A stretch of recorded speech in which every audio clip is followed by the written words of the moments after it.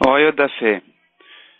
On a vu au long des premiers dapim de la Maseret le sujet du Bedin qui a trompé le Tibour en leur permettant une Avera et le Tibour qui a fauté en s'appuyant sur le psak du Bedin, où le din est que le Yachid, selon la première Mishnah, une marloquette on a vu, est-ce que celui en particulier qui s'appuie sur le psak du Bedin et qui faute, est-ce qu'il est chayav de korban, khatat ou patour? Mais au-delà de ce cas-là, il y a le korban spécial que la Torah a réservé pour la totalité du tibour ou du bedin, comme on le verra ici dans la Mishnah. Pour le bedin là qui a trompé le tibour, est-ce qu'il est chayav de quel korban, de quoi il s'agit exactement? Donc, déjà, il faut savoir qu'il y a une différence entre le korban khatat habituel et le korban khatat d'Avodah Zarah. Le korban khatat habituel de celui qui transgresse une avera sur laquelle on est chayav karet de mezid, quand il a fait beshogeg, comme par exemple chilul shabbat, comme par exemple la plupart des harayot, comme par exemple chelev vedam, graisse et sang, et beaucoup d'autres averot encore. S'il a fait beshogeg, il est chayav d'un korban khatat pour un yachid en particulier, il doit amener soit une brebis, soit une chèvre. C'est à son choix personnel. Tandis que celui qui fait une avera de Avodah Zarah, il doit amener une chèvre et pas une brebis. Donc ça c'est le particulier. Maintenant le tibour, le tibour qui a fauté, doit amener un korban khatat. En général, dans toutes les avérotes, ils doivent amener un taureau qui s'appelle par Helem Davar chez le Tibour, par le taureau Helem Davar de l'erreur du Tibour. Et s'ils ont fauté une faute d'Avodah Zarah, ils doivent amener par Vesaïr un taureau et un bouc. Maintenant, il faut savoir exactement qui est celui qui est chayav, à quelles conditions on est chayav, combien de taureaux il faut amener, etc. Donc, dans la Mishnah, on a 3 avis, dans la Gemara, on aura un 4e. Premier avis de la Mishnah, c'est Rabbi Meir qui dit que ce korban spécial-là, du Bedin qui a rendu le Tibour en erreur, ce korban-là est le korban du Bet-Din uniquement, pas du Tibour. Donc, le Bedin amènera toujours qu'un seul taureau dans les autres avérotes et dans Avodah Zarah, un taureau et un bouc. Selon Rabbi Yehuda, chaque tribu doit amener ce korban-là, donc un taureau ou un taureau et un bouc. Ça fait en tout 12 taureaux pour les autres avérotes, pour les 12 tribus, et dans Avodah Zarah, 12 taureaux et 12 boucs. Selon Rabbi Shimon, et le Tibour et le Bedin doit amener. Donc Rabbi Shimon pense, comme Rabbi Meir, que le Bedin doit amener, comme Rabbi Yehuda que le Tibour doit amener. Donc ça fait 13 taureaux pour 12 tribus, et le 13e pour le Bedin. Dans Avodah Zarah, 13 taureaux et 13 boucs. Ça c'est un sujet. Autre sujet que dit la Mishnah. Quel est le din dans le cas où pas tous les 12 tribus ont fauté, mais simplement 7 tribus qui sont le rov, la majorité du clan Israël, ou le rov des 7 tribus ont fauté, en s'appuyant sur le psak du Bet Din. Donc la Mishnah a dit, selon Rabbi Meir, c'est suffisant déjà pour rendre chayav le Bet Din d'amener son korban. Selon Rabbi Yehuda, ici, les 7 tribus qui ont fauté doivent amener leur korban, et même les autres qui n'ont pas fauté, elles doivent aussi amener chacun son taureau.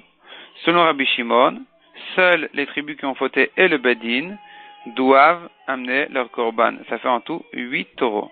7 pour les 7 tribus qui ont fauté, et le 8e pour le Bedin. De même dans Avodah Zarah, 8 taureaux et 8 boucs.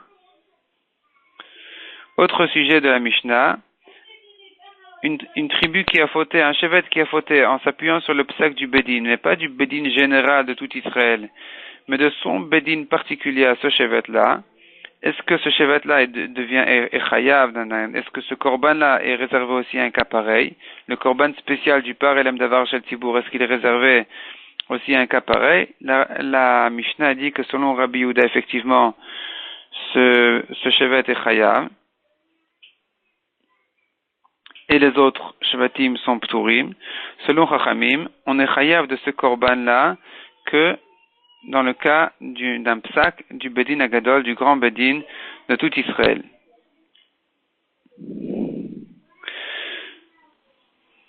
La Gemara ramène une braïta. Donc jusque-là, la Mishnah. La Gemara maintenant ramène une longue braïta et puis l'explique après petit à petit. Donc déjà, première halakha que dit la braïta, c'est que dans un cas où le Bedin s'est trompé et a permis une chose interdite, a permis une avéra, le Bedin a fait l'avéra en s'appuyant sur le psak du Bedin. Ensuite, le Bedin a réalisé son erreur, mais le Bedin ne sait pas quelle est la chose qu'il a permis. Est-ce qu'ils ont permis de manger de la graisse interdite ou bien de manger du sang interdit.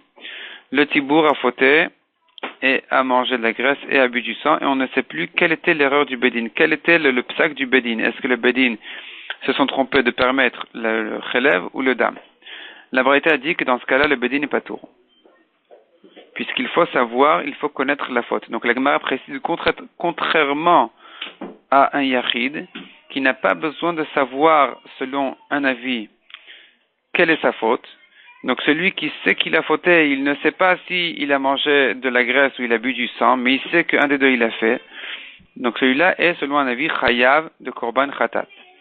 Tandis que le beddin, on apprend d'une racha, est patour dans ce cas-là. Ensuite, la Braïta ramène les trois avis de la Mishnah, à savoir qui est chayav de ce korban, selon Rabbi Meir le beddin, selon Rabbi Yehuda le tzibour, selon Rabbi Shimon et le tzibour, donc chaque tribu et le beddin. Et puis ensuite,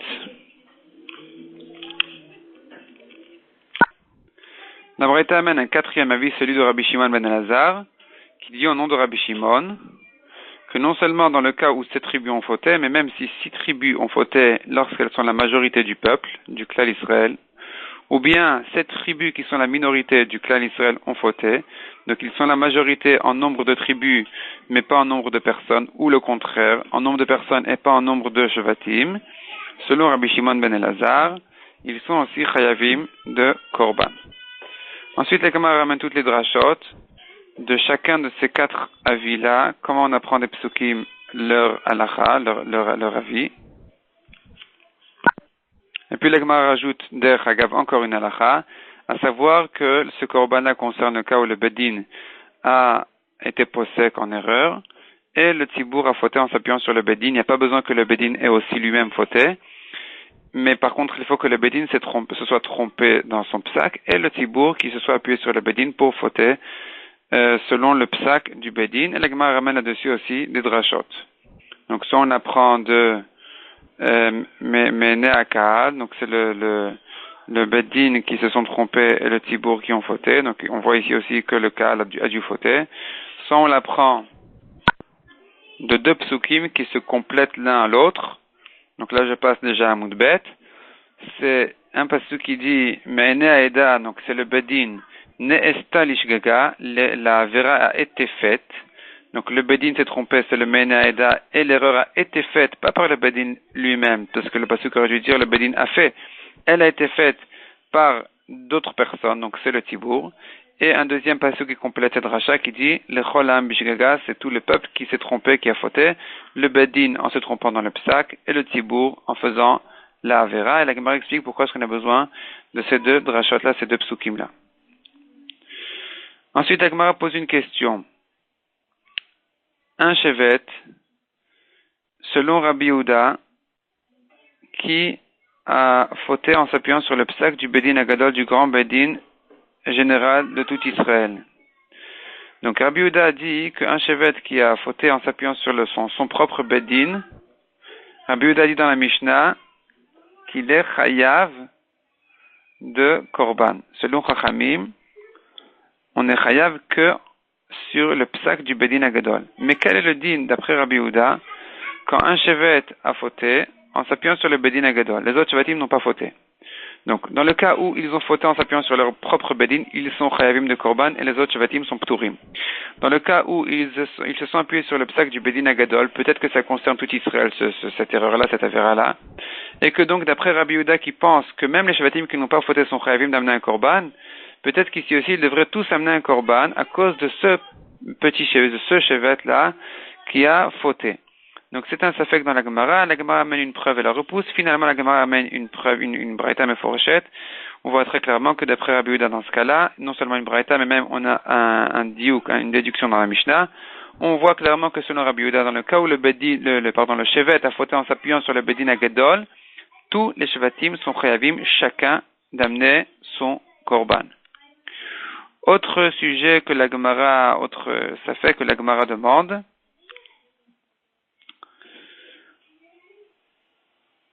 Un shevet qui a fait une avera en s'appuyant sur le psak du bedin agadol, selon Rabbi Shimon, est-ce que on est chayav de korban ou bien il n'y a pas de korban? Rashi explique le safek, à savoir, selon Rabbi Shimon qui pense que chaque shevet est chayav d'un korban séparément. Donc s'il y a 12 shevatim qui ont fauté, il faut 12 taureaux plus celui du bedin. Donc on voit que Rabbi Shimon considère que chaque tribu est appelée un kahal. Il s'appelle un kahal, il s'appelle déjà un tibour qui est chayav. La question se pose, est-ce que il ne s'appelle un kahal qu'à partir de 7 tribus qui sont déjà le rov, ou bien même si un seul shevet a fauté, il s'appelle déjà kahal et il est déjà chayav de korban.